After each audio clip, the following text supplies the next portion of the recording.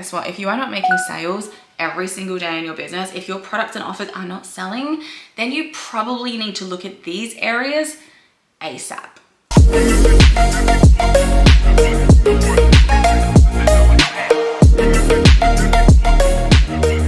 I think we're recording. All right, it's on the right mode. Last time I tried to record a video, I did an amazing training and it was on slow-mo mode the whole time. I need to learn how to use this camera. I really do. Oh my God. Today, I want to talk about if you are making sales in your business, that's amazing. But if you are not making sales in your business and you feel like you're doing all the things that you should be doing, you probably need to look at these areas that I am going to share with you, because I have been business coaching a long time now. I've been coaching women in business for over 8 years now. I've been in business myself as an entrepreneur for 10 years, and I've been managing teams of 200 women in sales prior to that as well. So I've been doing this a very, very long time, and the majority of the time it comes back to the same 4 or 5 areas that I'm working through with clients. Let's make a YouTube video about it. It can help a lot more people than just the women who choose to work with me privately. Right. When you are not making sales, when people are not buying your offer, your service, your product, whatever it is, you feel like you're doing everything right and they're not purchasing, right? You're not actually creating sales. People aren't buying it. There are some certain things that you need to consider. It's like the mental checklist to go through and be like, have I done all these things? Am I doing all of these things? And then at the end of that, if you can say yes, then fuck knows, right? Because it's usually one of these things are being missed, if not all of these things. So the first one with clients is, are you self-sabotaging? Self-sabotaging. If you are not selling something, if people aren't buying it, is it actually because you're mentally fucking yourself over and self-sabotaging because you're actually terrified what would happen if a lot of people did purchase that service or offering and you did get really wealthy and all the things started happening for you? Mindset is such a huge block and another massive area that people get really, really, really stuck on. So it's important to acknowledge, is the mindset piece of this, is there a self-sabotage element to why you're not selling this offer? And this happens so much more than you might think. You can be really, really, really excited about your offer, but subconsciously the thought behind, oh my God, if this actually sells really well, I have to pack all of these orders. I don't have space. I don't have time. I don't have my stuff organized. At the moment, I'm selling via people messaging and calling me, and then I organize an invoice and I wait for them to pay, and then I message them like, hey girlie, it's ready. And if I had 100 people wanting to buy my product and I had to do that process with them, I would actually freak out and have a nervous breakdown. There can be this element of self-sabotage that actually blocks you a lot more often than you realize. The thought of packing all those orders feels really overwhelming, or running that event that you are so excited about, actually running it feels really, really hard and stressful. And so you can actually kind of end up subconsciously sabotaging it. You really have to have enough emotional intelligence and radical responsibility to do a little check-in, do a little vibe check with yourself. Am I self-sabotaging this? Because if this offer sold really well, my life would get really insane and busy and things would change. And sometimes there's just human beings who just don't like change, right? So always vibe check it first, check in subconsciously, and just make sure there's nothing there mental actually blocking you moving forward. If you can hear the Frenchie snoring in the background, I'm sorry, she's asleep under the desk. Again, she seems to really pick my filming times, just come in here and just snore and fart her way through the afternoons. All the people who own Frenchies will get that. All right, the next one is, are you actually proactively selling, right? And I know this sounds like a crazy one, but it really comes back down to, have you legitimately done everything possible to sell your offer? And I do not mean just posting it once. I do not mean going Facebook Live once. I don't mean like whacking up a Facebook event and then hoping everyone signs up, right? And hoping for the best and just wishing upon a fucking star that it will happen. Have you spoken about this everywhere, every day, to the point where people are so sick of it, they're like, oh, just shut up, I will buy it, right? That's another message from my husband. I don't know if you can see that. It says love you. I'm still 16. When it comes to my husband, that was so cringy, sorry. But have you spoken about it everywhere, every day, to everyone, right? And again, you want them so fucking sick of it that they just say like, shut up and I will buy it. You get out of my face. That's kind of what you want. But until you get to that point, you can't look back and be like, I've tried everything, right? When I am selling something for my business and I'm saying to someone, I've tried everything, I really do mean I've tried everything. There's been every marketing strategy done, all social media channels. I've spoke about it consistently for 90 to 120 days. I've done flyers. I've stood out front of the supermarket and handed out flyers. I have cold called. I have cold emailed. I've like gone and done letterbox drops in my local area. That's the level of have I tried everything to sell this that I'm speaking about. Just posting about it 3 or 4 times or putting out new Instagram stories is fucking nothing. It's nothing. That's lazy business, and it's time that everyone gets the fuck over that and stops whinging about not being successful when they're not willing to actually do the work that it takes. Really, have you tried everything to sell this? When you're being like super proactive about selling, it means hit the fucking pavement and go and do whatever it takes, right? Number 3 is actually super common, right? And this is your audience hot or cold? More often than not, clients are coming to me and they're like, my offer isn't selling very well. What do I need to do? And it's not selling very well because they didn't fucking launch it properly or they completely changed direction. 1 minute they're a naturopath talking about gut health, and the next minute they're launching a masculine feminine energy workshop. There is a cold audience. You are pitching and saying to someone, it's like dating.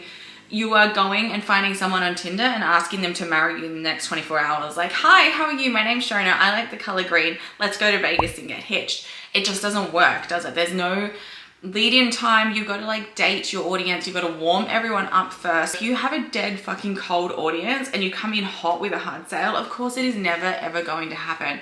So if you are not keeping your audience warm, if you're not nurturing and building and growing your audience in between launches, you cannot expect to just come in and sell something and it go amazing, right? Even those big famous women that you see online who are doing that, they're dropping a new product and, oh, secret announcement, 24 hours, I'm launching a new thing.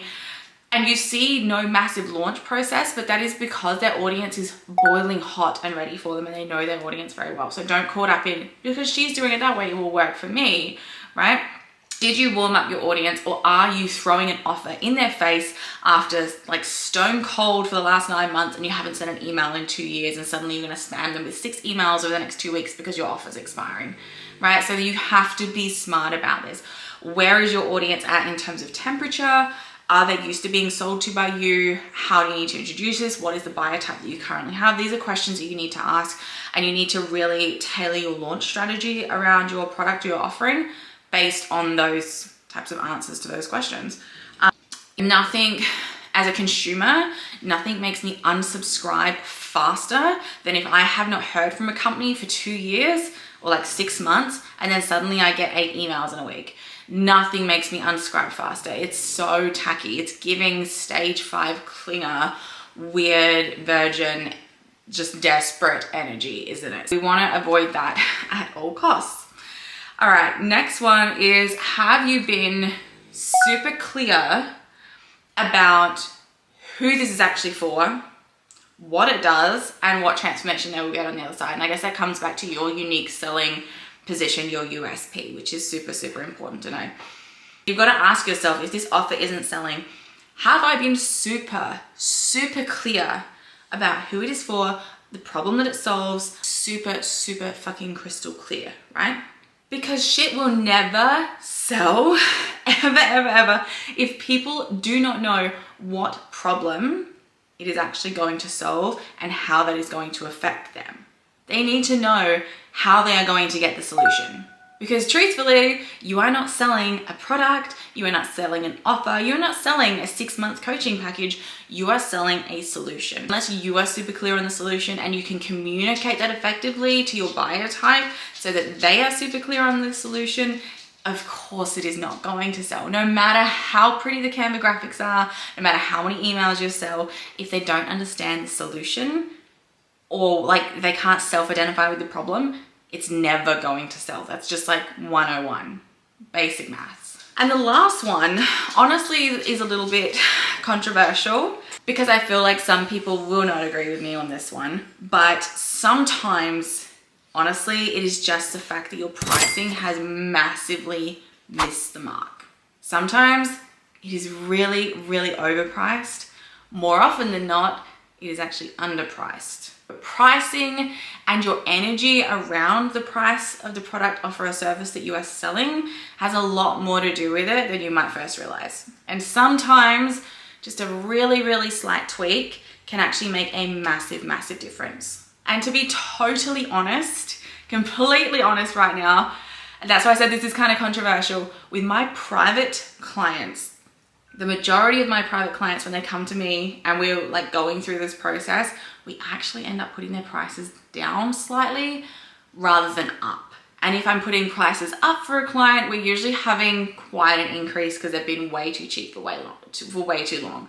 Often, I know the industry practice is to just say, double your prices and everything will be amazing. But I'm going to tell you with full transparency here, a lot of my private clients who are paying a lot of money to come and work with me, strategically, we make shifts in their business structure and often we end up actually reducing their prices a little bit. I think that that's something interesting that I wanted to share with you. But pricing can definitely be the area where you're missing the mark.